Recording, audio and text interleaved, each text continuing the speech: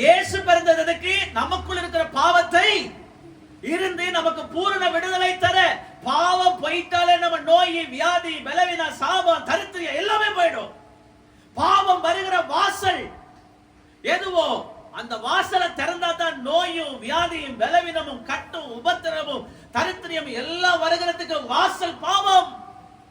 அந்த பாவம் திறந்து விடுதலை வந்துட்டாலே பூரண சமாதானத்தோடு தேவனால் பிறந்த எவனும் பாவம் செய்ய மாட்டான். நீங்க பாவம் செய்யக்கூடாதுன்னா அவர் பிறந்திருக்கிறாரு. நீங்கள் பாவம் செய்யக்கூடாது அவர் மரித்து உயிரோடு எழுப்பி இருக்கிறாரு.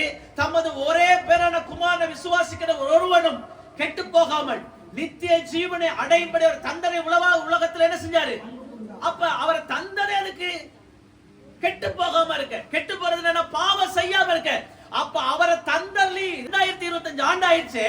இப்பவும் பாவம் செஞ்சா அவர் தந்தது வீணா போயிருக்குமே. இப்பதான் நீங்க கண்டுபிடிக்கணும் தேவனால் பிறந்த எவனும். ஏன்னா அவருடைய வித்து அவனுக்குள் இருக்கிறபடியால. வித்து என்ன தெரியுமா? உருவாக்குகிறது பரிசுத்த ஆவியானவர். இல்ல சொல்லுங்க பார்க்கலாம்.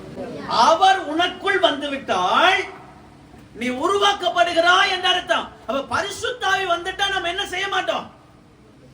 அல்லேலூயா சொல்லுங்க பார்க்கலாம். அதனாலதான் சொல்ற பரிசுத்த ஆவி இடத்துல வரும்போது நீங்க பெலனடைந்து யூதாவிலும் எருசலேமிலும் சமாரியாவிலும் கடைசி வரை எப்படி இருப்பீங்க?